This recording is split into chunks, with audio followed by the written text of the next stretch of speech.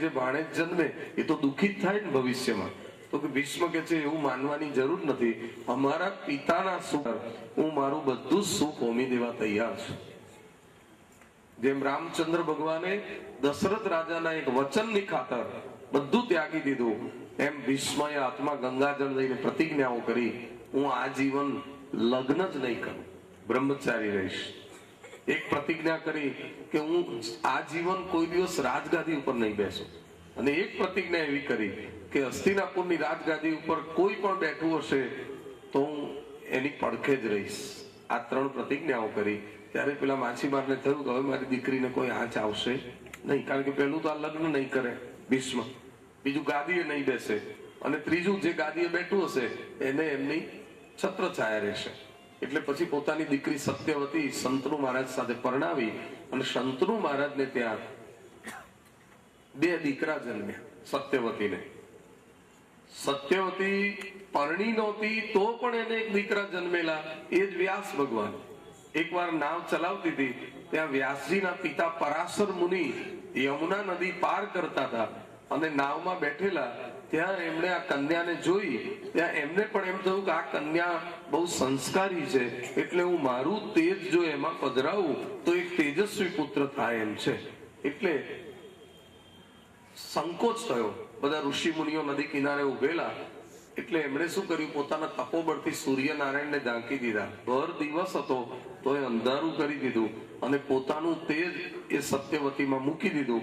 એટલે સત્યવતી દ્વારા યમુનાજીના દ્વૈપાયન બેટમાં એક દીકરો જન્મ્યો. એ જ ભાગવતના રચયિતા ભગવાનનો 17મા જ્ઞાના અવતાર શ્રી વ્યાસ ભગવાન. વ્યાસજીનું એક નામ કૃષ્ણ દ્વૈપાયન છે, કારણ કે કૃષ્ણ દ્વૈપાયન બેટમાં જન્મેલા. એટલે અગાઉ આ જ સત્યવતી દ્વારા પરાશર ઋષિથી વ્યાસ જન્મેલા. આજે શંતનુ મહારાજ થી એ જ સત્યવતી દ્વારા 2 દીકરા જન્મ્યા, ચિત્રાંગદ અને વિચિત્ર વીર્ય. 2 બાળકો મોટા થયા. એટલે પછી ભીષ્મ પિતામહે અંબા અને અંબાલિકા નામની 2 કન્યાઓનું હરણ કર્યું, અને લાવી અને 2 પોતાના ભાઈઓને પરણાવ્યા. ખરા, પણ એમણે ઘેર સંતાન ના થયા. એટલે સત્યવતી માતાને પોતાનો આગલો પુત્ર વ્યાસ યાદ આવ્યો. એટલે વ્યાસજીને એક દિવસ હસ્તિનાપુર બોલાવીને કહ્યું કે આ 2 તારા ભાઈઓ જ થાય, આમ તો મારા જ દીકરા છે, એટલે એમનો વંશ આગળ વધે એવું તું કંઈક કર. એટલે વ્યાસજીએ પોતાનું તેજ આ 2 કન્યાઓમાં પધરાવવાનું નક્કી કર્યું. એમાં આ 2 કન્યાઓ એમનું તેજ સહન નથી કરી શકી. એકને પાંડુ રોગી પાંડુ થયા, તો એક હતી એને આંખો બંધ કરી દીધી, એટલે એને અંધપુત્ર ધૃતરાષ્ટ્ર થયો. ત્યારે સત્યવતી માતાને દુઃખ થયું. એકવાર ફરી આ 2 માંથી એક કન્યાને ફરીથી વ્યાસ પાસે મોકલવાનું નક્કી કર્યું, પણ આ 2 વ્યાસજીના તેજથી એવી ગભરાઈ ગયેલી. એટલે શું કર્યું, રાજમહેલમાં એક દાસી હતી એને મોકલી દીધી, અને દાસી ગઈ. વ્યાસજીએ દાસીમાં પોતાનું તેજ પધરાવ્યું, એટલે એનાથી સંત વિદુર થયા, 3જો પુત્ર થયો. ધૃતરાષ્ટ્રની પત્ની ગાંધારી, પાંડુની પત્ની કુંતા. ગાંધારીને 100 દીકરા જન્મ્યા. પોતાના પતિ અંધ છે, એટલે ગાંધારીએ આંખે પાટો બાંધી દીધો છે, મારે પણ સંસાર નથી જોવો, આવી પતિવ્રતા. ત્યારે કુંતા એ જયારે કુંવારા હતા ત્યારથી જ અનેક દેવોના એમની પાસે વરદાન હતા. કુંવારી અવસ્થામાં એમણે સૂર્યના વરદાનનો પ્રયોગ કર્યો, તો એક દીકરો જન્મ્યો, અને સંકોચમાં એક લાકડાની પેટીમાં મૂકીને નદીમાં વેવડાવી દીધો. એટલે એક રાધા નામની સ્ત્રીના હાથમાં આવ્યો, એટલે એને મોટો કર્યો. એનું નામ રાધે પડ્યું. બીજું એનું નામ કર્ણ પડ્યું. પછી એ કુંતાના લગ્ન પાંડુ સાથે થયા, પણ પોતાના પતિ પાંડુ રોગી છે, એને ત્યાં સંતાન નથી થયું. એટલે કુંતા ઉપર બીજી પત્ની કરી છે, એનું નામ છે માદ્રી. એટલે કુંતાજીએ દેવોના વરદાનના પ્રયોગ કરી અને પોતાના દ્વારા 3 પુત્રો પ્રગટ કર્યા, યુધિષ્ઠિર, ભીમ અને અર્જુન. અને જે બીજી પત્ની હતી માદ્રી, એમાં અશ્વિની કુમારોના મંત્રનો પ્રયોગ કર્યો, એટલે એના દ્વારા સહદેવ અને નકુલ જન્મ્યા. 5 દીકરા કુંતાના નથી, કુંતાને 3 જ દીકરા છે, 2 દીકરા માદ્રીના છે. એટલે 5 પાંડવો, 100 કૌરવો, બધા સાથે રહે છે. પણ ભર યુવાનીમાં પાંડુ રાજાનું જયારે અવસાન થયું, ત્યારે કૌરવો પાંડવો ઉપર બહુ દ્વેષ રાખવા લાગ્યા. એમાં એક દિવસ દુર્યોધને ભીમને ઝેર ભેળવેલા લાડુ ખવડાવી દીધા અને ભીમ જ્યારે બેહોશ થઈ ગયો એટલે એને દોરડેથી બાંધીને ગંગા નદીની અંદર પધરાવી દીધો. ભીમ પાતાળમાં પહોંચ્યો એટલે ભગવાને શેષ નાગને આજ્ઞા કરી કે ભીમને બચાવી લો. શેષ નાગે પ્રગટ થઈ અને એનું બધું ઝેર શોષી લીધું, બધા બંધનો છોડ્યા એટલે ભીમ જીવતો બહાર આવ્યો. કારણ કે આ બધા બાળકો દેવોના વરદાનના દેવાંશી બાળક હતા, સાધારણ હતા. ભીમ બચી ગયો. પછી કૌરવોએ પાંડવોને લાક્ષાગૃહમાં બાળવાનું ષડયંત્ર કર્યું. ત્યારે પણ ભગવાને અડધી રાત્રે વિદુરજીના હૃદયમાં પ્રેરણા કરી, પાંડવ બચી ગયા. કૌરવોએ જાહેરાત કરી પાંડવો બળી ગયા છે એટલે અમે રાષ્ટ્રીય શોક જાહેર કરીએ છીએ. ત્યારે સમાચાર મોકલવામાં આવ્યા દ્રુપદ રાજાને ત્યાંથી કે પાંડવો અહીંયા આગળ હાજર છે એટલે તમારે રાષ્ટ્રીય શોક જાહેર કરવાની જરૂર. ત્યારે દુર્યોધને થયું કે બચી ગયા કેવી રીતે?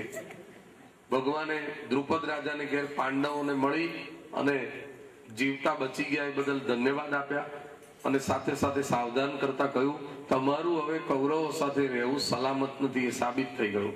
તમે અડધું અડધું રાજ વહેંચી લો અને તમારી રાજધાની અલગ કરી દો.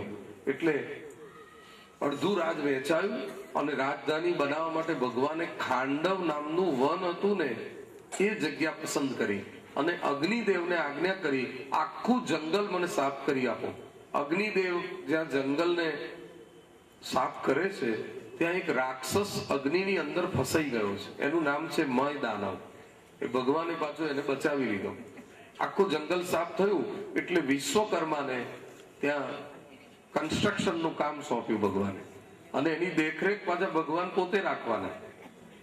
એ 2-3 મહિના ભગવાન ત્યાં દિલ્હી પાસે રોકાયા, જ્યાં ઇન્દ્રપ્રસ્થ બનતું હતું.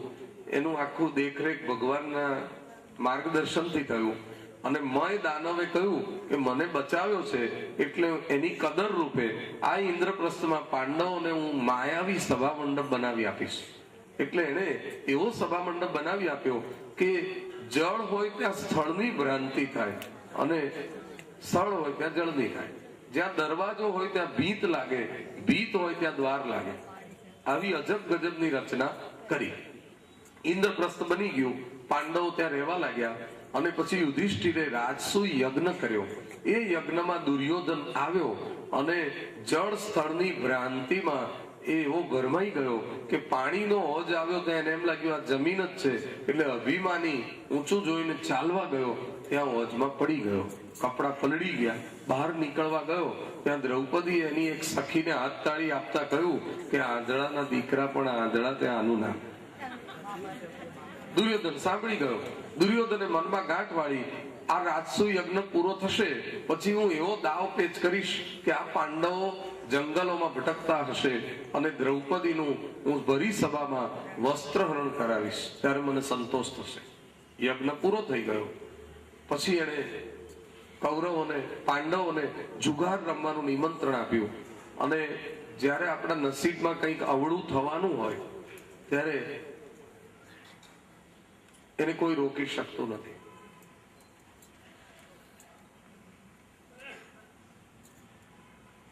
જેહના ભાગ્યમાં જે સમય જે લખ્યું તેહને તે સમય તે જ પહોંચે. સાણા છે, ડાયા છે, સમજુ છે પાંડવો, છતાં પણ આજે એમનું ભાવિમાં અવળું થવાનું હતું એટલે એ જુગારનું નિમંત્રણ સ્વીકારીને ત્યાં રમવા ગયા. કૌરવોની સાથે કૌરવોની માતા ગાંધારી અફઘાનિસ્તાનની હતી. અફઘાનિસ્તાનની અંદર કંદહાર નામનું શહેર છે, ત્યાંની રાજકન્યા હતી, જ્યાં પેલા ત્રાસવાદીઓને મૂકવા વિમાન ગયું. એ કંદહારમાંથી એ આવેલી ભારતમાં પરણીને અને પિયરથી પોતાના ભાઈને લઈને આવેલી. એનું નામ મામો શકુની. અને કંદહારની કન્યા એટલે કંદહારી ઉપરથી ગાંધારી એવું નામ પડે, અપભ્રંશ થયેલું. અને એક શકુની કપટના પાસા ઢાળવામાં બહુ માહેર હતો. એટલે પાંડવો અને કૌરવો જુગાર રમે છે, શકુની મામો પાસા ઢાળે છે અને કપટના પાસા ઢાળીને પાંડવોને હરાવતો જાય છે અને હાર્યા જુગારી બમણું રમે. રાજ પાટ સંપત્તિ બધું હારતા ગયા અને છેવટે પોતાની જાતને પણ હાર્યા અને હવે દ્રૌપદીને ઓળમાં મૂકી. અર્જુને મત્સ્યવેદ કર્યો ત્યારે દ્રૌપદી મળ્યા છે અને દ્રૌપદીને લઈને ઘેર આવ્યો ત્યારે ઘરનો દરવાજો બંધ હતો. કુંતાજીને કહ્યું, માં દરવાજો ખોલ, જો હું શું લઈને આવ્યો છું. ત્યારે માએ દરવાજો ખોલતા પહેલા કહ્યું કે તું જે લઈને આવ્યો હોય તે ભલે, પણ એ પાંચે ભાઈઓ વેચી લેજો. એટલે દ્રૌપદી પાંચેની પત્ની બની. પાંચેયનો એના ઉપર હક, એટલે એને ઓઢમાં મૂકી, એને પણ હાર્યા. એટલે દુર્યોધનને દ્રૌપદીનું અપમાનનો બદલો લેવાનું તક મળી ગઈ. એને દુશાસનને કહ્યું કે દ્રૌપદીને હમણાં જ તું અહીં લઈ આવ, કારણ કે પાંડવો એને હારી ચુક્યા છે. હું એને આ ભરી સભામાં નિર્વસ્ત્ર કરવા ઈચ્છું છું. અત્યારે દ્રૌપદી રજસ્વલા છે. દુશાસન ગયો છે. દ્રૌપદી અંગ ઉપર એક જ વસ્ત્ર પહેર્યું છે, છતાં બળજબરી પૂર્વક એના ચોટલો પકડી અને એને અહીં લાવવામાં આવી છે. દ્રૌપદી સંકોચાયા છે. પાંડવો દ્રૌપદીને હારી ચુક્યા છે. એ હવે આપણી દાસી છે. તું એનું વસ્ત્રહરણ કર, કારણ કે એને મારું આવું અપમાન કરેલું છે. અને પછી તું વસ્ત્રહરણ કરીશ, પછી એ દ્રૌપદીને હું અહીં બેસાડીશ. પોતાના સાથળ ઉપર હાથ મૂકી અને દુર્યોધન આવું કઠોર વચન બોલ્યો. એટલે ભીમસેને મનમાં પ્રતિજ્ઞા લીધી, મને જયારે લાગ મળશે ત્યારે દુર્યોધન જે સાથળ ઉપર હાથ મૂકીને આવું બોલ્યો છે એ સાથળના હું ટુકડે ટુકડા ના કરું તો મારું નામ ભીમ. દુશાસનના દુષ્ટ હાથ દ્રૌપદી તરફ આગળ વધ્યા. ચીરહરણ થવા લાગ્યું. દ્રૌપદીને વિશ્વાસ હતો કે પિતામહ ભીષ્મ બેઠા છે, મોટા સસરા ધૃતરાષ્ટ્ર બેઠા છે, ગુરુવર્ય દ્રોણ બેઠા છે, સંત સ્વરૂપ કાકાજી વિદુર બેઠા છે, પાંચ મહારથી પતિઓ બેઠા છે. આમાંથી કોઈક તો આ દુષ્કૃત્યને અટકાવશે, કોક તો મારી લાજ બચાવશે. પણ બધા મુખ પ્રેક્ષક બની ગયા અને દુર્યોધનના દુષ્કૃત્યને કોઈ અટકાવી ન શક્યું. અને દુશાસનમાં 1000 હાથીનું બળ હતું. અબળા ક્યાં સુધી એની જીભ ઝીલી શકે? સાડી ખેંચાવા લાગી, દ્રૌપદી આક્રંદ કરવા લાગ્યા, પણ કોઈ એની વારે ન આવ્યું. અને દ્રૌપદીએ છેવટે નક્કી કર્યું કે મારી લાજ હું જાતે જ બચાવીશ, કોઈ મારી મદદે આવે એમ નથી. એટલે એણે પોતાની સાડી હતી ને એ મજબૂત રીતે પોતાના હાથમાં વીંટીને પકડી રાખી, પણ હાથમાંથી છટકવા લાગી. એટલે પછી એને છેલ્લે દાંતમાં દબાવી દીધી અને દાંતમાંથી એ છેડો છટકવા લાગ્યો. ત્યારે એને દ્વારકાના નાથ યાદ આવ્યા. દ્રૌપદીજી ભગવાનને પોતાના ભાઈ માનતા હતા. જેમ રાધાજીનું નામ શ્યામા છે એમ દ્રૌપદીનું નામ કૃષ્ણા છે. કૃષ્ણાએ કૃષ્ણને પોકાર કર્યો.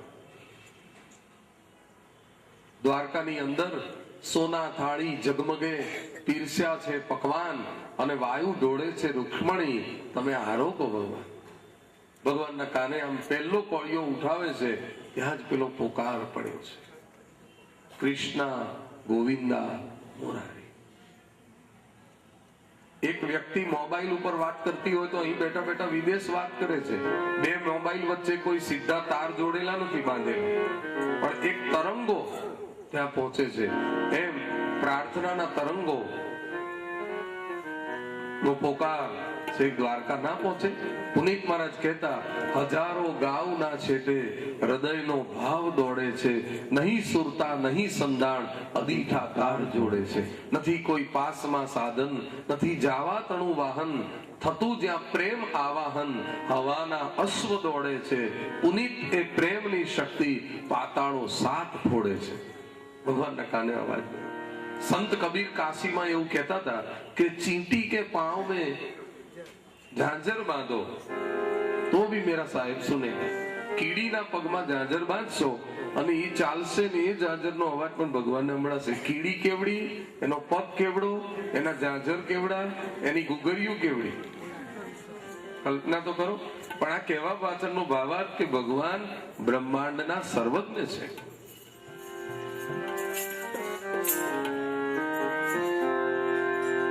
કૃષ્ણ ગોવિંદ મુરારી, કૃષ્ણ ગોવિંદ મુરારી, કૃષ્ણ ગોવિંદ મુરારી, કૃષ્ણ ગોવિંદ મુરારી.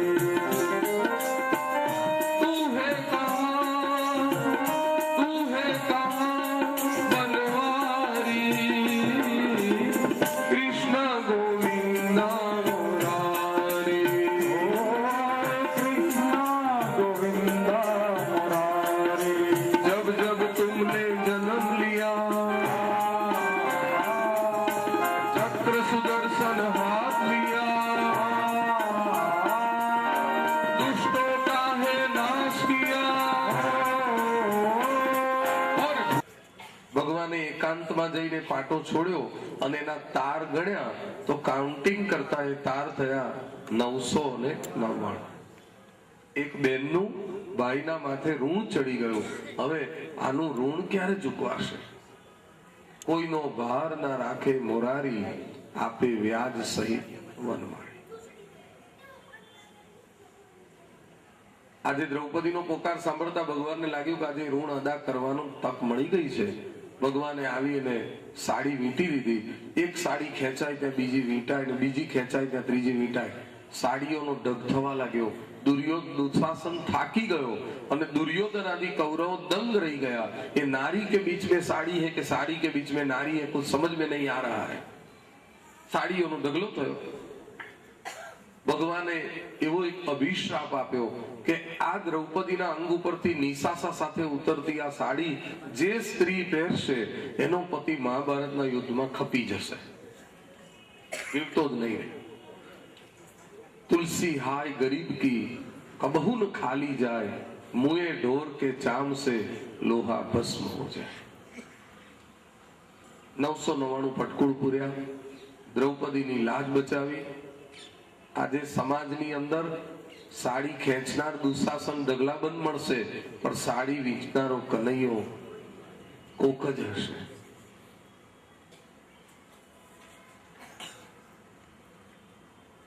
જુગારની રમતની એવી શરત હતી કે જે કોઈ હારશે એને વનમાં 12 વર્ષ રહેવાનું અને ગુપ્ત રીતે 13મા વર્ષે રહેવાનું. જો ગુપ્ત વયસમાં પકડાઈ જાય તો ફરી પાછું વનમાં જવાનું. આવી એક પૂર્વ શરત હતી. આજે આવી પડેલી પરિસ્થિતિને માથે ચડાવી માં કુંતાને વિદુર કાકાને ત્યાં સોંપ્યા અને પાંડવો દ્રૌપદીજીને લઈ અને વનમાં આવ્યા છે, કામ્યક વનમાં. સૂર્યનારાયણ ભગવાને કૃપા કરીને અક્ષય પાત્ર આપ્યું છે. એમાં મધ્યાહન કાળ થાય તે પહેલા રસોઈ પ્રગટ થાય છે. પાંડવો ધરાઈને જમી લે છે, અક્ષય પાત્ર સાફ કરીને મૂકે છે, પછી એમને બીજી વાર જમવાની આવશ્યકતા જ નથી રહેતી, તૃપ્ત થઈ જાય. વનમાં અનેક દુઃખ સહન કર્યા છે. એમાં એક દિવસ ચોમાસું આવ્યું છે. ભગવાન કૃષ્ણના ગુરુ દુર્વાસા 10,000 શિષ્યો સાથે દુર્યોધનને ત્યાં ચતુર્માસ કરવા આવ્યા છે. દુર્યોધને એમને 4 મહિના સુધી હસ્તિનાપુરમાં રાખ્યા, સેવા કરી. જ્યારે 4 મહિના પૂરા થયા એ ચતુર્માસની એકાદશીએ દુર્વાસા વિદાય લે છે, ત્યારે દુર્યોધનને કહે છે કે તે 4 મહિના અમારી સેવા કરી છે, એના બદલામાં આજે તું કંઈક માંગ. દુર્યોધને વિચાર કર્યો એવું કંઈક માંગી લઉં કે જેથી માંગ્યું પણ ગણાય અને પાંડવોનું કાસળ નીકળી જાય. એટલે એને કહ્યું, દુર્વાસાજી, છેલ્લા 4 મહિનાથી તમારી સેવાનું સૌભાગ્ય મને મળેલું, પણ અમારા આખા કુટુંબમાં સૌથી મોટો ભાઈ એટલે યુધિષ્ઠિર. હું એનાથી ઉંમરમાં નાનો છું. મને તો 4 મહિના લાભ મળ્યો, પણ તમારી સેવાનો લાભ એને બિચારાને ક્યાં મળ્યો છે? એટલે મારી એક જ વિનંતી છે કે આજે આ એકાદશી અહીં કરી છે, એના પારણા આવતીકાલે જ્યાં પણ વનમાં પાંડવો હોય ત્યાં જઈને કરજો. અને ખાસ વિનંતી એ છે કે મધ્યાહન કાળે જ ત્યાં જજો.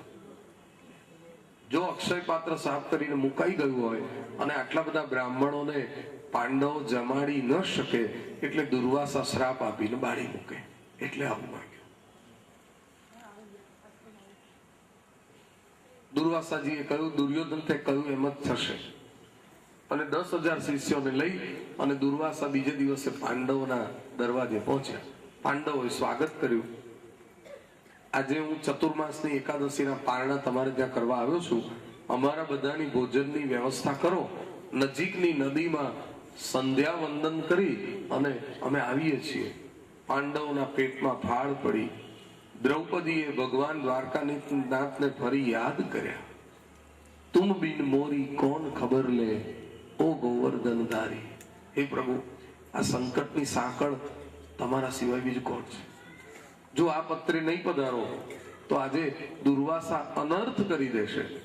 ત્યારે ભગવાન દ્વારકામાં મેવો આરોગતા હતા, એ મૂકી દીધો અને તત્કાલ પાંડવોને ત્યાં હાજર થયા. દ્રૌપદી, હું દ્વારકાથી આવ્યો છું એટલે મને બહુ જ ભૂખ લાગી છે, કંઈક લાવો. દ્રૌપદીજી કહે છે કે અક્ષય પાત્ર સાફ કરીને મુકાઈ ગયું છે, ઘરમાં કઈ છે નહીં. છતાંય અક્ષય પાત્ર લાવો એમ કહ્યું. અક્ષય પાત્ર લાવ્યા એટલે એમાં એક ભાજીનું પાંદડું ચોંટી રહેલું એ બતાવ્યું, અને એ પાંદડું ભગવાને મુખમાં પધરાવ્યું અને તૃપ્તિનો ઓળકાર આવ્યો હોય એવી લીલા કરી. પત્રમ પુષ્પમ ફલમ તોય. અહીં નદી કિનારે સ્નાન સંધ્યા કરીને નીકળતા બધા જ બ્રાહ્મણોના પેટ છલોછલ ભગવાને ભરી દીધા, કારણ કે એમનું નામ છે વિશ્વંભર. જે બ્રાહ્મણો બહાર નીકળ્યા એકબીજાને કહેવા લાગ્યા કે આ ઓટોમેટિક આપણા પેટ કેમ ભરાઈ ગયા? નીચે ચાલી શકાતું તો નથી, પણ કોની ચાખડીઓ ક્યાં પડી છે જોવા નીચું નમાય એવું નથી. આ તો એકબીજાની શિખાના આધારે ચાલીએ છે. આપણા પેટ એટલા બધા ભરાઈ ગયા છે કે પાંડવોના બારણા સુધી પારણા કરવા જવાની આપણી ભૂમિકા નથી.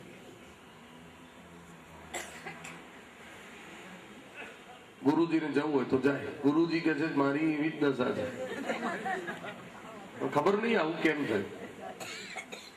કાલનો એકાદશી નો ઉપવાસ હતો ને આજે એકદમ આવી રીતે પેટ ભરી જાય. એટલામાં ભીમસેન ને ભગવાને મોકલેલા એટલે ભીમ દેખાયા, કહેવા લાગ્યા બાપજી ચલો આપની રાહ જોઈએ છે. દુર્વાસાજી કહે છે અમારે નથી જવું. ત્યાં જમવાનું તો બનાવ્યું નતું. હા, ભગવાને મોકલેલા ભીમને, કારણ કે ભગવાનને ખબર હતી ભીમ કુદરતી જ અમારા પેટ ભરી ગયા છે એટલે અમારે જમવાની કોઈ ઈચ્છા નથી, પણ અમારા તમને ખૂબ ખૂબ આશીર્વાદ છે. તમે દીર્ઘાયુ થાવ, તમારું સર્વમંગલ થાવ, તમારા શત્રુઓનો વિનાશ થાવ. આ બધા આશીર્વાદ આપ્યા. અને દુર્વાસા પૂછે છે કે ભીમ જતા જતા એટલું કહેતો જાય કે તમારે ત્યાં કોઈ આવ્યું છે ખરું? કે હા, દ્વારકા ના થાય. બસ આ એમની જ લીલા છે. જ્યાં સુધી તમારી પડખે દ્વારકાધીશ છે ત્યાં સુધી તમારો વાંકો વાળ કરનાર કોઈ નથી. જીતને તારે ગગન में इतने शत्रु હોય, કૃપા હોય શ્રી કૃષ્ણ की તો બાલ ન બાકો હોય. 4 મહિના સેવા કરી દુર્યોધને અને ખૂબ આશીર્વાદ મળ્યા પાંડવોને, કારણ કે પાંડવોની નીતિ સારી હતી. દુર્વાસાના શ્રાપમાંથી પાંડવો બચી ગયા. 12 વર્ષ તો સુખે દુઃખે પૂરા કર્યા. 13મું વર્ષ અમદાવાદ જિલ્લાના ધોળકા નગરમાં વિતાવવાનું નક્કી કર્યું. પાંડવોએ સ્થાપેલા મહાદેવ છે, પીરાણા ગામ પાસેથી ધોળકા શરૂ થતું હતું, એટલું મોટું હતું. ત્યાં નકળંગ મહાદેવ જગન્નાથજી મંદિરના તાબાનું મંદિર છે. એ નકુળે મહાદેવજીની સ્થાપના કરેલી એટલે ત્યાં નકલંગ મહાદેવ છે. એટલું મોટું ધોળકા હતું, વિરાટ. અને ત્યાં જે રાજા રાજ કરતો હતો એને ત્યાં પાંડવો જુદા જુદા વેશ બદલી અને જુદા જુદા ગામમાં ગોઠવાઈ ગયા. ભીમ રસોડામાં ગોઠવાયો, કોઈ દ્રૌપદી હતી એ રાણીની દાસી બની ગઈ, બધા જુદા જુદા કામ વેચી લીધા. અને 1 વર્ષ અહીં વિતાવવાનું હતું, એ પણ ગુપ્ત રીતે, જાણે કોઈ કોઈને ઓળખતા જ નથી એવી રીતે કામમાં ગોઠવાઈ ગયા. દ્રૌપદી એક દિવસ ખાનગીમાં ભીમને મળીને કહ્યું કે અહીંનો જે રાજા છે વિરાટનગરનો, એનો જે સાળો છે કીચક, એ મને બહુ હેરાન કરે છે, મારી પાછળ પડી ગયો છે. એટલે ભીમે કહ્યું કે તું એને અશ્વશાળામાં મળવાનો ટાઈમ આપ, કે આ ટાઈમે હું તમને ત્યાં મળવા માંગુ છું, તારા બદલે હું એને મળી લઈશ.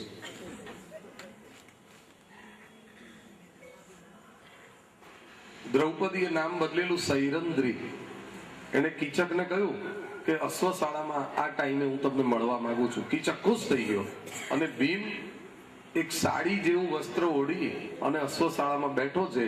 અને જેવો કીચક નજીક આવ્યો અને ભેટવા ગયો, ત્યાં ભીમ એને એટલા જોરથી ભેટ્યો કે સીધો કીચકના મોંમાંથી લોહીનો કોળિયો જીવ સાથે બહાર નીકળી ગયો.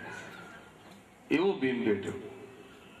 કીચકનો નાશ કરી અને ભીમ પાછો વસ્ત્ર બદલીને રસોડામાં હજુ ગોઠવાઈ ગયો કુકિંગ કરવા. 13મું વર્ષ આવી રીતે વિતાવ્યું. પછી દ્રુપદ રાજાને ઘેર પાંડવો ગયા, ભગવાન દ્વારકાધીશને તેડાવ્યા, વિનંતી કરી આપ હસ્તિનાપુર શાંતિદૂત બનીને પધારો અને અડધા રાજ્યની માંગણી મૂકો. કદાચ કૌરવો અડધું રાજ ન આપે તો અમારા 5 ભાઈઓ માટે 5 ગામ મળશે તો પણ ચાલશે. ભગવાન જાય છે ત્યારે દ્રૌપદીએ પોતાના લાંબા વાળ ઉપર હાથ ફેરવ્યો છે અને ભગવાનને કહ્યું છે, કેશવ, આ કેશ કલાપ જોયો છે? જ્યારથી દુશાસને મને ચોટલો પકડીને સભામાં ખેંચી ગયો, મારું વસ્ત્રહરણ થયું, ત્યારથી આ વાળ મેં બાંધ્યા નથી. એના લોહીથી રંગવા માટે ખુલ્લા રાખ્યા છે દુશાસનને. જ્યારે ત્યાં તમે ચર્ચા કરો ત્યારે આ વાતને પણ ધ્યાનમાં રાખીને ચર્ચા કરજો. ભગવાન હસ્તિનાપુર આવ્યા, પાંડવોની સભામાં, કૌરવોની સભામાં બિરાજ્યા અને ભગવાને નમ્રતાપૂર્વક નિવેદન કરતા કહ્યું કે પાંડવોએ રમતની શરત પ્રમાણે ટોટલ 13 વર્ષ પૂરા કર્યા છે, એટલે એમને વિનયપૂર્વક અડધું રાજ્ય આપી દેવામાં આવે.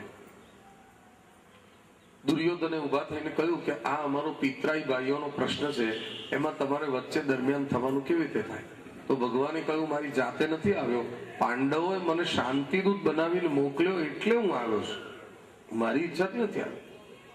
ત્યારે દુર્યોધન કહેવા લાગ્યો કે તમે શ્યામ બનીને કેમ જન્મેલા, આનું શું કારણ?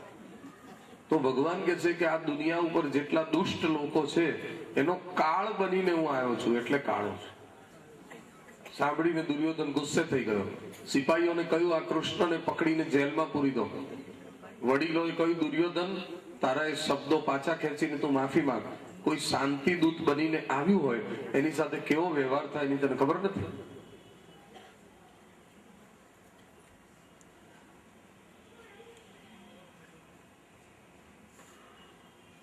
ત્યારે ધૃતરાષ્ટ્રે મીઠાશથી વાત કરતા કહ્યું કે હે દ્વારકાનાથ, તમે પાંડવો માટે અડધા રાજ્યની વાત કરો છો, પણ હું મારા દિલની વાત કરું તો જ્યારથી મારો નાનો ભાઈ પાંડુ ગુજરી ગયો છે ત્યારથી મેં પાંડવોને મારા જ દીકરા માન્યા છે. હું એકલો 100 દીકરાનો બાપ નહીં, 105 દીકરાનો બાપ છું. મારે બધા સરખા છે, બધી આંગળીઓ સરખી. માટે મારી તો ઈચ્છા એવી છે કે અડધા રાજ્યની તો શું વાત કરો છો, પણ આ ટોટલ જે સંપત્તિ છે એના 105 ભાગ પાડી દઈએ તો કોઈને વધારે નહીં, કોઈને ઓછું નહીં, સબ સરખા, સમદ્રષ્ટિ. ભગવાન કે છે આ અન્યાય કહેવાય. જે પાંડવો અડધો અડધના હકદાર છે 105 ભાગ પાડે એટલે પાંડવોને ફાળે કેટલા ભાગ જાય? 5 જ ભાગ. અને 100 ભાગ તો એના ઘરમાં રહે. એટલે આ મારું ગણિત કાચું સમજે છે એમ ને. એટલે ભગવાને કહ્યું તમારે એવી રીતે 105 ભાગ પાડવાના નથી, પણ અડધું રાજ કદાચ ન આપવું હોય તો 5 ગામ આપશો તો ચાલશે. ત્યારે ધૃતરાષ્ટ્રને થયું કે જો નાના નાના 5 ગામ આપવાના થતા હોય તો આપીને પતાવી દેવું સારું. એટલે ભગવાનને કહ્યું કયા કયા 5 ગામ? તો ભગવાને કહ્યું કે પહેલું હસ્તિનાપુર આપો, બીજા નંબરે ઇન્દ્રપ્રસ્થ આપો, ત્રીજા નંબરે વારણા વ્રત આપો, ચોથા નંબરે કુરુક્ષેત્ર આપો, અને 5મું રાજ તમે જે નક્કી કરો છો, 5મું ગામ તમારે નક્કી કરવાનું, એ અમને કબૂલ. પણ 5000 વર્ષ પહેલા આ 4 જે નગરોના નામ બોલ્યા એ તે વખતના મેટ્રોપોલિટન સિટીઝ હતા. એટલે ભગવાને બહુ વિચાર કરીને આ 4 નામ આપેલા. એટલે ધૃતરાષ્ટ્રને તો એનું સિંહાસન ગોળ ફરતું લાગ્યું. શું જવાબ આપે? પાછો દુર્યોધન ઉભો થઈને કહેવા લાગ્યો 5 ગામ તો શું, પણ 100ની અણી ટકે એટલી જમીન પણ નહીં મળે. કદાચ આના માટે અમારે પરસ્પર યુદ્ધ કરવું પડશે તો કરશું અને એનો નિર્ણય માથે ચડાવશું. ભગવાને સાફ શબ્દોમાં કહી દીધું, સીધી રીતે આપી દો આ 5 ગામ, નહીતર પછી 6ઠું ગામ છે સંગ્રામ. કૌરવોની આવી દુષ્ટ અનીતિ જોઈ અને નક્કી કર્યું કે આમના ઘરનું પાણી પણ ન પીવાય. ભગવાન વિદાય લે છે ત્યારે દુર્યોધન વિવેક કરે છે કે અમે 56 ભોગ બનાવ્યો છે એને આપ ન્યાય આપીને જાઓ. ભગવાને કહ્યું, દુર્યોધન, પારકું અન્ન 2 જ પરિસ્થિતિમાં લેવાય. એક, આપણે સંકટમાં હોઈએ ત્યારે, અને 2, આપણી પાસે કોઈ વિકલ્પ ન હોય ત્યારે.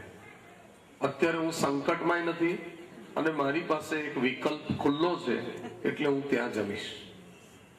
અમારા ગામમાં એમના માટે કયો વિકલ્પ ખુલ્લો હશે કોને ખબર? એમનો રથ ક્યાં જાય છે એ જોવા માટે કેટલાક બાતમીદારોને છાનામાના પાછળ મોકલે, અને ભગવાન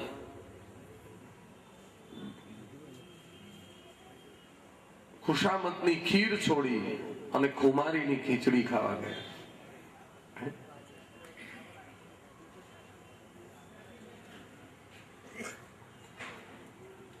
રથ ક્યાં જાય છે એની મને માહિતી આપો. ભગવાનનો રથ વિદુર કાકાને ઘેર પહોંચ્યો. વિદુર અને એમના પત્ની ભગવાનના પરમ અનુરાગી છે. સંસારી કપડે એક સંત કૌરવોના ઘરમાં છે એટલે તો કૌરવો અત્યાર સુધી બચી ગયા છે. તમે ગમે એટલા ગુના કર્યા હોય, ગમે એટલા પાપ કર્યા હોય, પણ તમારી પડખે કોઈ એકાદ સાચા સંત હોય તો તમે એમાંથી બચી શકો. જ્યાં સુધી વિદુર હસ્તિનાપુરમાં હાજર હતા ત્યાં સુધી ભગવાન જેવા ભગવાન પણ કૌરવોનો વાળ વાંકો નથી કરી શક્યા. એમણે કેટલા બધા અપરાધો કર્યા છે કૌરવો. જ્યાં સુધી વિભીષણ જેવા સંત લંકામાં રાવણની સાથે હતા ત્યાં સુધી રામ રાવણનો વાળ વાંકો નથી કરી શક્યા. જે દિવસે વિભીષણનું અપમાન થયું ને એમને હાંકી કાઢવામાં આવ્યા, જે દિવસે હસ્તિનાપુરમાં વિદુરનું અપમાન થયું ને એમને હાંકી કાઢવામાં આવ્યા, ત્યારે પછી એ લોકોને સર્વનાશમાંથી કોઈ બચાવી શક્યું નહીં.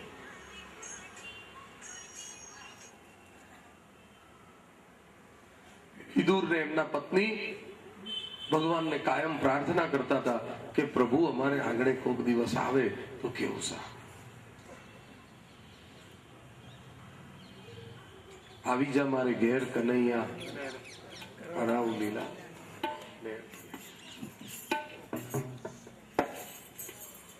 સૌરાષ્ટ્રમાં એક ઉક્તિ છે, કાઠિયાવાડમાં કોક દી ભૂલો પણ ભગવાન, એવા કરું સન્માન, તને સ્વર્ગ પણ ભૂલાવું મારા શામળા.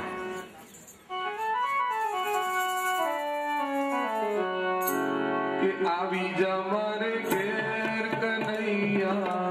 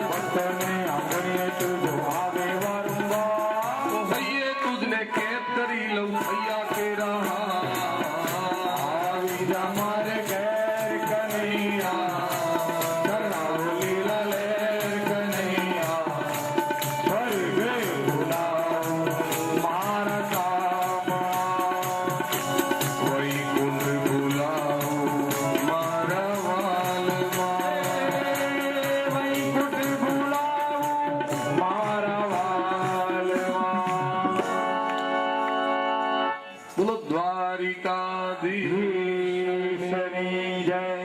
સેવકો સમાચાર લાવ્યા કે રથ વિદુર કાકાને ઘેર ગયો છે। વિદુરજી તો હજી આપણી સભામાં છે। કોઠારીને કહી દો કે આજે વિદુરજીને સીધું આપે, માટે અહીંથી ભૂખ્યા જ જવા જોઈએ। ગામના તમામ મોદીઓને કહી દો કે વિદુર સીધું લેવા આવે તો આપશો નહીં। ચારે બાજુ સ્ટે મૂકી દીધો। વિદુર કાકા ત્યાંથી નીકળ્યા। આ બાજુ ભગવાને જઈને વિદુરજીનું ઘર ખખડાવ્યું। એમના પત્ની પારસવીએ ખોલ્યું ત્યારે તો ભાન ભૂલી ગઈ। ન રહ્યું દેહનું ભાન, ન રહ્યું વસ્ત્રોનું ભાન। આજે અમારી રંકની ઝૂંપડીએ રાજાધિરાજ ક્યાંથી? આજે ઘણા સમયનો મનોરથ પૂરો થયો। ભગવાનને ઘરમાં પધરાવ્યા, ચરણમાં દંડવત કર્યા। ભગવાને કહ્યું બહુ ભૂખ્યો આવ્યો છું એટલે જે હોય તે હાજર કરો। વિદુર પત્ની કહેવા લાગ્યા એ સભામાંથી આવશે ને સીધું લાવશે ત્યારે રસોઈ થશે, પણ ત્યાં સુધી કેમ કરવું? ત્યાં યાદ આવ્યું કે ખીટી ઉપર એક જોડી હતી, એમાં કેળા હતા, એટલે કેળા લઈને સામે બેઠા, એની છાલ ઉતારીને ભગવાનને આપે છે અને ગલ ગલ નીચે પધરાવે છે। પ્રભુની સન્મુખ બેસતા પછી એને ભાન નથી રહ્યું। ત્યારે વિદુરજી આવ્યા છે, પત્નીને કહ્યું છે અરે ગાંડી, ગલ નીચે પધરાવે છે અને છાલ પ્રભુને આપે છે, અને ભગવાન પણ એવા કે જે આપે આરોગી જાય। કર્માબાઈનો ખીચડો ચાલે અને વિદુરની ભાજી પણ ચાલે, અને મધુમંગલની એઠી છાશ પણ ચાલે, સબરીના એઠા બોર પણ ચાલે। આચાર વિચાર એને છોડ્યા, એઠા સબરીના ખાધા બોર।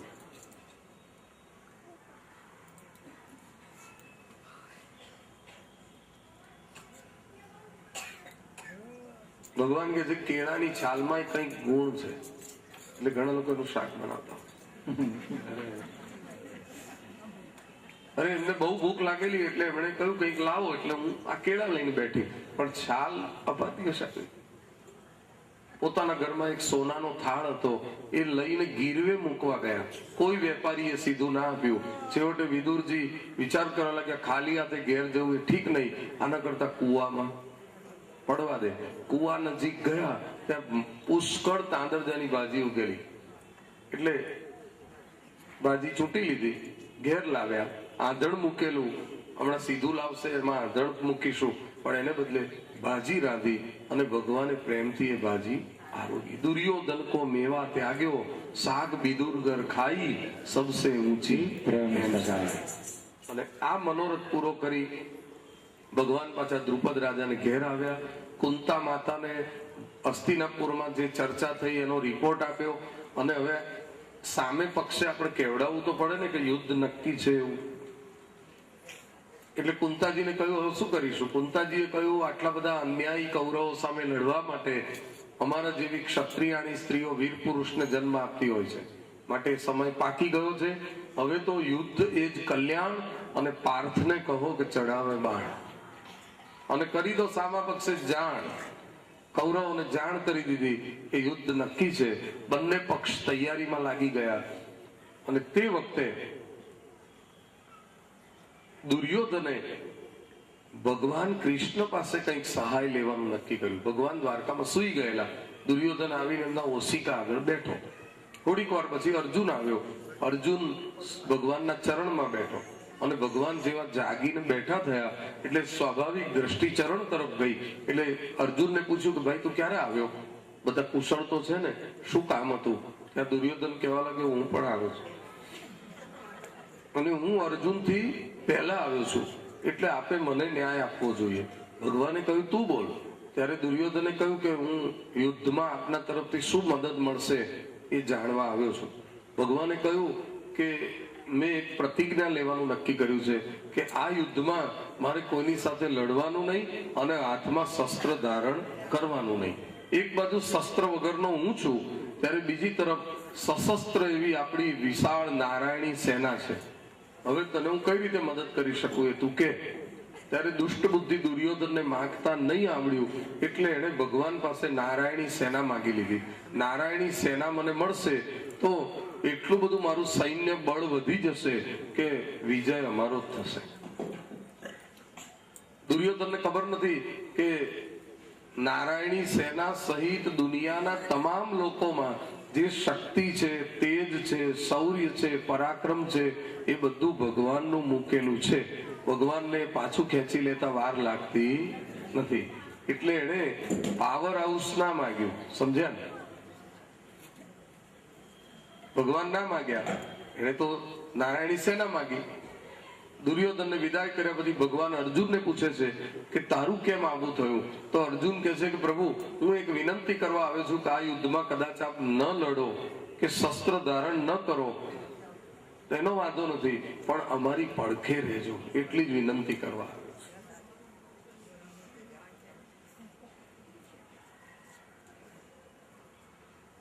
સાંભળિયા સંભાળી લેજે રે, ભરૂસો તારો, પડખે તું ઉભો રહેજે રે, ભરૂસો. જેના પક્ષે ભગવાન હોય એની કોઈ દિવસ હાર થતી નથી. ગીતાજીનો છેલ્લો શ્લોક કહે છે, યત્ર યોગેશ્વર કૃષ્ણો યત્ર પાર્થો ધનુર્ધર તત્ર શ્રી વિજયો ભૂતિર ધ્રુવા નીતિર મતિર મમ.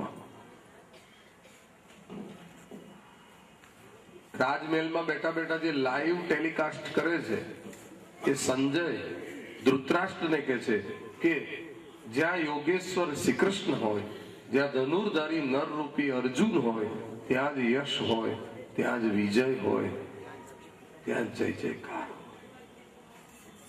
અને જ્યાં નીતિ હોય ને ત્યાં જ નારાયણ પડખે રહે. ભગવાને કહ્યું, અર્જુન તારી આ વિનંતી હું માન્ય રાખું છું અને હું તારા રથનો સારથી બનીશ. એમાં તો મારે કોઈ સાથે લડવું નથી કે શસ્ત્ર ધારણ કરવું નથી. અને મહાભારતનું યુદ્ધ થવાનું હતું ત્યારે ભગવાન કૃષ્ણની ઉંમર 89 વર્ષની હતી. હું તારો સારથી બનીશ અને તારો રથ હાંકીશ. જેના રથની લગામ રાજા રણછોડના હાથમાં હોય એને પછી કોઈ ચિંતા કરી? પ્રભુ તમે અમારા જીવન રથના સારથી, જીવનના રથની લગામ ભગવાનને સોંપી દો. દેહ રૂપી આ રથને મારા કૃષ્ણ પ્રભુ તમે હાંકો.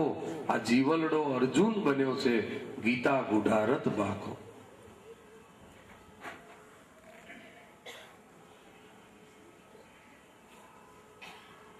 હરિના ભરોસે જેણે નાવડું ઝુકાવ્યું, ભવના કિનારે તો તરી પાર આવી. સુકાની બનાવ્યો જેણે જગનો સુકાની, દુઃખોના ખડગે એને થવાની ના હાની. ભગવાનને રોજ પ્રાર્થના કરજો કે તમે અમારી સાથે રહેજો.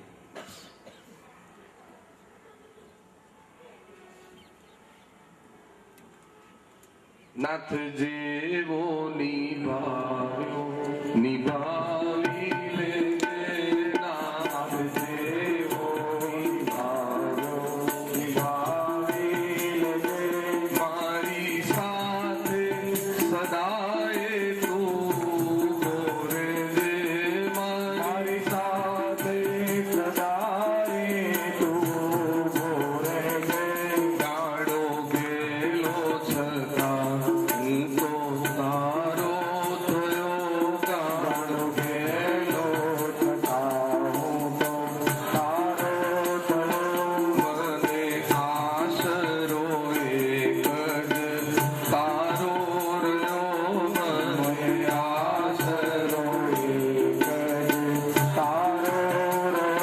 કે આવ્યો તારે દ્વારે તું સ્વીકારી લેજે, આવ્યો તારે દ્વારે તું સ્વીકારી લેજે.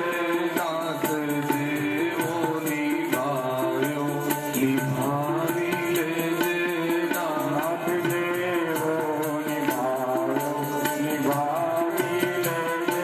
ગુણ દોષ ને મા બાપ નથી જોતા, ગુણ દોષ ને મા બાપ નથી જોતા.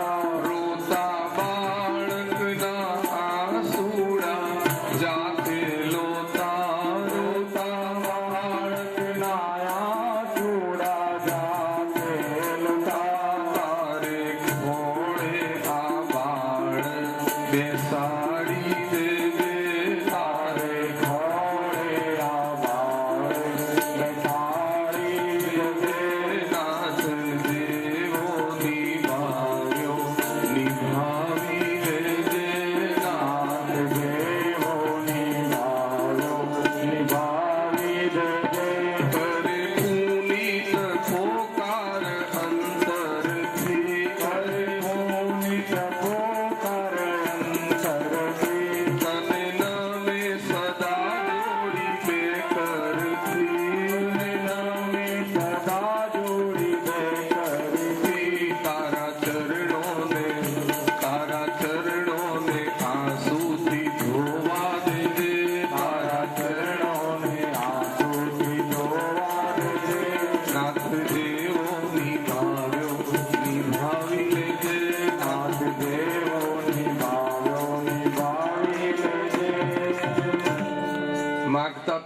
અર્જુનને આવડ્યું નહીં કે દુર્યોધનને. અને દુર્યોધન આવીને પોતાની માને કહેવા લાગ્યો, માં આ યુદ્ધમાં મારો વિજય થાય એવો કોઈ સચોટ ઉપાય તને ખબર છે? તો કે છે, એ તો મને નથી ખબર, હું તો માત્ર આશીર્વાદ આપી શકું, વિજય ભવ, બીજું શું? પણ એ ઉપાય યુધિષ્ઠિરને પૂછીશ તો બતાવશે. દુર્યોધનને કહ્યું કે જેની સામે લડવાનું છે મને બતાવશે. હા હા, યુધિષ્ઠિર એટલે બતાવશે કે ધર્મનો અવતાર છે, ધર્મરાજ કહેવાય ને. એટલે દુર્યોધન ધર્મરાજ યુધિષ્ઠિર પાસે ગયા. વડીલ બંધુ, તમારું ને અમારું જે યુદ્ધ થવાનું છે એમાં મારો વિજય થાય એવો કોઈ ઉપાય ખરો તમારા ધ્યાનમાં? યુધિષ્ઠિરે જે હતું તે સાચું કહી દીધું કે હા, તારી માતા ગાંધારીના આંખે જે પાટો બાંધેલો છે એ પાટો છૂટે અને એ આંખો ખોલીને તારા ઉપર દ્રષ્ટિપાત કરે તો વર્ષોથી એ બાંધેલા પાટાની પાછળ આંખોમાં જે સતીત્વનું તેજ એકત્ર થયું છે એ તેજ તારા ઉપર પડે તો તું વજ્ર જેવો બની જાય અને પછી આ યુદ્ધમાં કોઈ અસ્ત્ર કે શસ્ત્ર તને ઘા કરી શકે નહીં. આપનો આભાર. અને દુર્યોધને આવીને ગાંધારીને વાત કરી. ગાંધારીએ કહ્યું કે આ રહસ્ય તું કોઈને કહીશ નહીં, વાત બહાર જાય નહીં. કાલે પરોઢિયે 3:30 વાગે નાહી ધોઈ અને એક પણ વસ્ત્ર પહેર્યા વિના તું મારી સામે આવી જજે. હું આંખેથી પાટો છોડીશ, તારા ઉપર દ્રષ્ટિપાત કરીશ અને તને વજ્રનો બનાવી દઈશ. દુર્યોધન અડધી રાત્રે જાગ્યો. ભગવાન તો ઊંઘ્યા જ નહીં, કારણ કે મહાભારતનો ખલનાયક જો બચી જાય તો ભૂમિનો ભાર કેવી રીતે ઉતરે? દુર્યોધનના મોતની કોઈને કોઈ બારી ખુલ્લી રાખવી જ પડે, જેથી એનો નાશ પણ થાય અને ભીમે એની સાથળો તોડવાની પ્રતિજ્ઞા કરી છે પણ પૂરી થાય. દુર્યોધન નાયો ધોયો અને નિર્વસ્ત્ર અવસ્થામાં પોતાની માં ગાંધારી તરફ જવા લાગ્યો ત્યારે ભગવાને એક વયોવૃદ્ધ માળીનું રૂપ લીધું અને હાથમાં એક ફૂલની છાપ અને દુર્યોધનને ફૂલ ફિટિંગમાં આવે એવી એક ફૂલની ચડ્ડી બનાવી લીધી અને સામે આવેલા માળીના વેશમાં ભગવાને આંખ ઉપર છાદલી કરીને દુર્યોધન સામે જોઈને કહ્યું, યુવરાજ, આટલા વહેલા અંધારામાં અને એ પણ દિગંબર અવસ્થામાં આપ ક્યાં જઈ રહ્યા છો? દુર્યોધનને કહ્યું કે આ માળીને તો દેખાય છે ઓછું એટલે અને ઉંમર લાયક છે એટલે એમનાથી સંકોચ રાખવાનું કોઈ કારણ નથી. એટલે દુર્યોધને કહ્યું એ તો માતાની આજ્ઞા છે એટલે હું એમના આશીર્વાદ લેવા આ રીતે જઉં છું. માતાની આજ્ઞા વેદ વાક્ય જેમ કહેવાય એટલે એનું ઉલ્લંઘન થાય નહીં. તમને કદાચ માએ વસ્ત્ર પહેરવાની ના પાડી હશે, હું સમજી શકું છું, પણ આપણી ઉંમર પ્રમાણે આપણે વિવેક મર્યાદામાં રહેવું જોઈએ અને છતાંય માની આજ્ઞાનું ઉલ્લંઘન ન થાય એનું ધ્યાન પણ રાખવું જોઈએ. તમને વસ્ત્ર પહેરવાની ના પાડી છે ને, પણ મારી પાસે આ છાબડીમાં એક ફૂલની ચડ્ડી છે તૈયાર અને એ પહેરશો તો એને વસ્ત્ર તો કહેવાય નહીં, કપડું તો કહેવાય નહીં. દુર્યોધન કહે છે વાત સાચી અને મર્યાદા પણ જળવાશે. દુર્યોધન ભાન ભૂલી ગયો, ભગવાનને આપેલી બરમુડા જેવી ચડ્ડી પહેરી. ભગવાન કામ પતાવીને જતા રહ્યા અને દુર્યોધન ગાંધારી પાસે પહોંચ્યો. માં, હું આવી ગયો છું. ગાંધારીએ આંખેથી પાટો છોડ્યો અને જ્યાં આંખો ખોલી ત્યાં એની આંખમાંથી તેજોમય કિરણો નીકળ્યા. દુર્યોધનનું આખું શરીર ચમક ચમક થવા લાગ્યું અને જેટલો ભાગ ખુલ્લો હતો એ વજ્રનો બની ગયો અને જેટલો ભાગ ઢાંકેલો હતો ફૂલની ચડ્ડીથી એમનો એમ જ રહી ગયો. ગાંધારીએ ઠપકો આપતા કહ્યું, મેં તને નિર્વસ્ત્ર આવવાનું કહ્યું હતું અને તું આ શું પહેરીને આવ્યો? ત્યારે કહે છે કે માં, હું તો નિર્વસ્ત્ર જ આવતો હતો પણ રસ્તામાં આપણા વયોવૃદ્ધ માળી મળ્યા અને માળીએ મને સૂચન કર્યું કે જરાક મર્યાદા ખાતર આ ફૂલની ચડ્ડી પહેરી લો એટલે વસ્ત્ર ન કહેવાય, પણ મેં તને દિગંબર આવવાનું એટલે કહેલું કે મારી દ્રષ્ટિ તારા સમગ્ર અંગ ઉપર પડે એટલે. પણ જેટલો ભાગ આ ફૂલની ચડ્ડીથી ઢંકાયેલો રહ્યો એટલો ભાગ તો બાકાત જ રહી ગયો. હવે આ યુદ્ધની અંદર જેટલો ભાગ ઢંકાયેલો રહ્યો છે એ ભાગ ઉપર કોઈ પ્રહાર કરશે તો તને કોઈ બચાવી શકશે નહીં, એ જીવલેણ હશે. મને એ નથી સમજાતું કે તારાથી મારા સુધી આવવાના રસ્તામાં માળીનો કોઈ રૂટ જ નથી. બીજું, માળી કોઈ દિવસ 3:30 વાગ્યામાં આવ્યો નથી, આજે ક્યાંથી ટપ્યું? અને કદાચ માળી વહેલો એના કામ લઈને નીકળ્યો હોય તો પણ એને તારી મારી વાતની તો ખબર ના હોય કે આગોતરી ચડ્ડી લઈને આવે. અને માની લઈએ કે એની પાસે ચડ્ડી હતી તો તારું આવું ફૂલ ફિટિંગ ક્યાંથી લાવ્યો? આ બધા પાસા વિચારતા મને એમ લાગે છે કે માળી નહીં હોય પણ દ્વારકા વાળો વનમાળી તને આ ચડ્ડી પહેરાવી. એટલે હું તને સાવધાન કરવા માંગુ છું, પણ હવે જે થવાનું તે થઈ ગયું. ભગવાનથી કઈ અજાણ્યું ન હોય. આસપાસ આકાશમાં અંતરમાં આભાસ, ઘાસ ચાસની પાસમાં પણ વિશ્વપતિનો વાસ. ભોયમાં બેસી ભોય કરીએ છાની વાત, ઘડીએ દિલમાં ઘાત તે પણ જાણે જગતનો ના.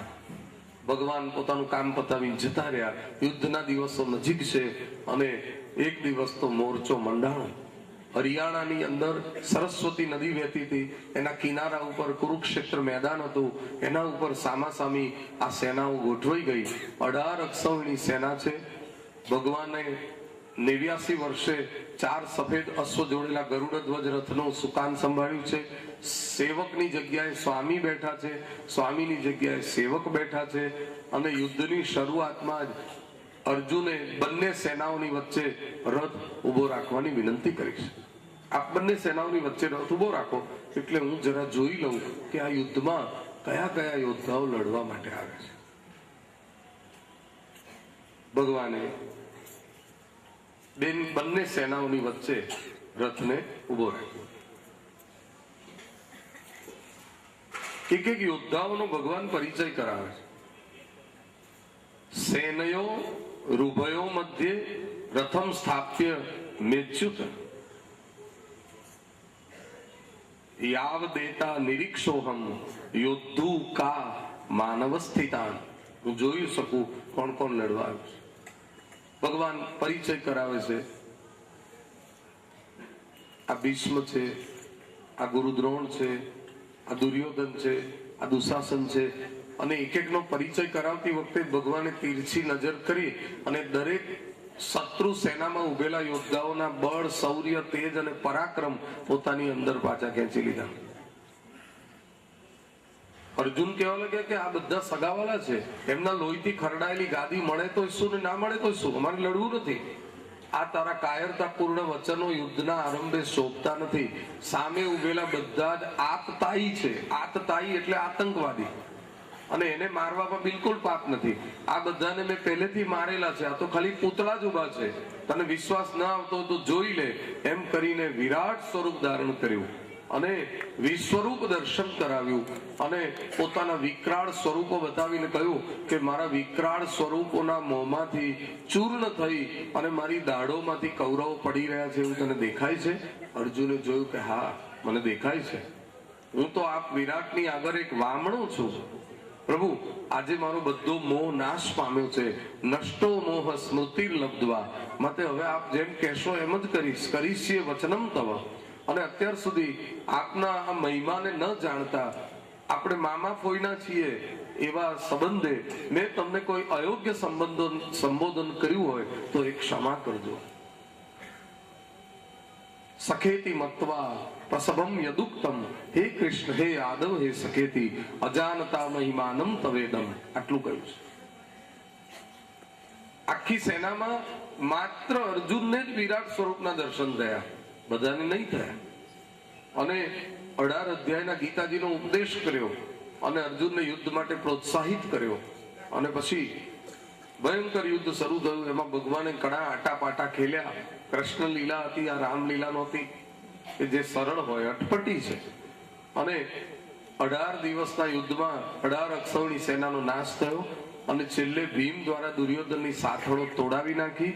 કોઈ દિવસ નાભીની નીચે પ્રહાર ન થાય, પણ દુર્યોધને ક્યાં કોઈ દિવસ કોઈ નીતિથી કામ કર્યું હતું? એટલે જેવા સાથે તેવા, એટલે એની સાથળોના ટુકડા કર્યા. અને દુર્યોધન લોહી લુહાણ અવસ્થામાં પડ્યો છે. અને એ જ અવસ્થામાં એને મૂકીને આ બધા ચાલ્યા ગયા. ત્યારે એને મળવા માટે એનો જીગર મિત્ર ગુરુ દ્રોણ પુત્ર અશ્વત્થામા આવ્યો. અશ્વત્થામા કહેવા લાગ્યો, દુર્યોધન, તારી આ દુર્દશા હું જોઈ શકતો નથી. આજે રાત્રે પાંડવો એમની છાવણીમાં સૂતા હશે ત્યારે હું તલવારથી એમના માથા વાઢીશ અને તને બતાવીશ, જેથી શાંતિથી તારો જીવ જાય. રાત્રિના સમયે અશ્વત્થામા તલવાર લઈને પાંડવોની છાવણીમાં બેઠો. જે કોઈ સામે આવ્યું એ બધાને મારતો મારતો છાવણી સુધી પહોંચી ગયો.